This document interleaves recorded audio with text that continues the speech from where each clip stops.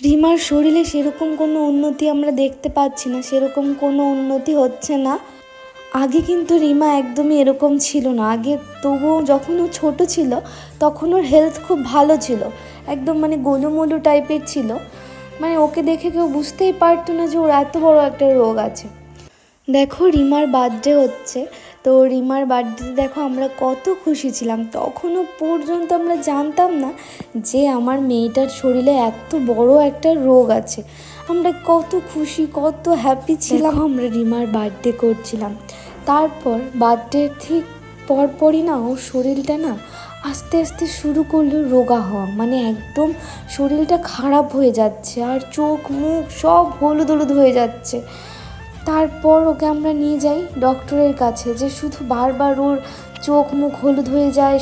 তারপর যখন এরকম হচ্ছিল, বারবার জন্ডিসের মতো হয়ে যাচ্ছিল, তারপর আমরা একটু দেরি না করে চলে গেলাম আমাদের কোচবিহার এমজেএন হাসপাতালের ডক্টর পরীক্ষিত ভট্টাচার্য। উনি বাইরে চেম্বারে বসেন, তো বাইরে ওনাকে দেখিয়েছি। উনি তো যেদিন আমরা তারপর ডক্টর দেখাই ফার্স্ট দিন, সেদিন ডক্টর বলেন যে আজকে কোনো রকম ওষুধ টষুধ দেবো না, আর আজকে তোমাদের কিছু টেস্ট দিচ্ছি। তারপর ডক্টর টেস্ট লেখেন থ্যালাসেমিয়া আর হচ্ছে হিমোগ্লোবিন টেস্ট।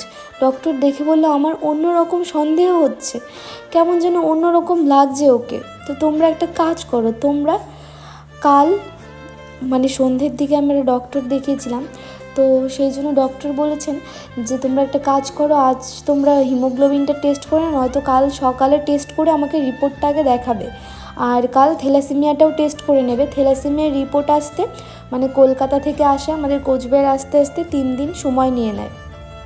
তো সেই জন্য থ্যালাসেমিয়া রিপোর্টটা আমরা পাইনি।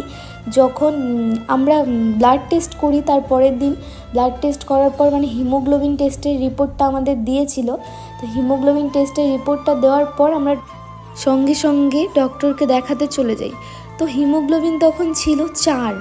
ভাবতে পারছো তোমরা, একটা বাচ্চার হিমোগ্লোবিন তখন নেমে গেছে 4-এ, যেই জায়গায় 11 এরকম থাকতে হয় 4-এ হিমোগ্লোবিন চলে এসছে। ডক্টর ওই হিমোগ্লোবিনের রিপোর্ট দেখে আমাদের বলছে, ওনাকে দেখিয়েছি, উনি বলল এমা এর শরীরে তো একটুও ব্লাড নেই রিমার শরীরে, তো তাড়াতাড়ি ইমিডিয়েটলি ওকে ব্লাড দাও, নয়তো কিন্তু বাঁচানো মুশকিল। মানে ডক্টরের এই কথাটা শোনার পর আমাদের মাথায় পুরো আকাশ ভেঙে পড়ে। আমরা আর একটু দেরি না করে থ্যালাসেমিয়ার রিপোর্ট তখন আসেনি, না শুধু যে হিমোগ্লোবিন টেস্টের রিপোর্টটা ছিল হিমোগ্লোবিন 4, ওটা দেখেই আমরা ওকে ব্লাড দিয়ে দিই। আর ডক্টর যদি, সত্যি বললাম, ডক্টর যদি ওই সময় আমাদেরকে না বলতো, ওভাবে যদি ভয় না দেখাতো, হয়তো আমরা ব্লাড দিতাম না আর ওকে টেস্টও হয়তো করানো হতো না।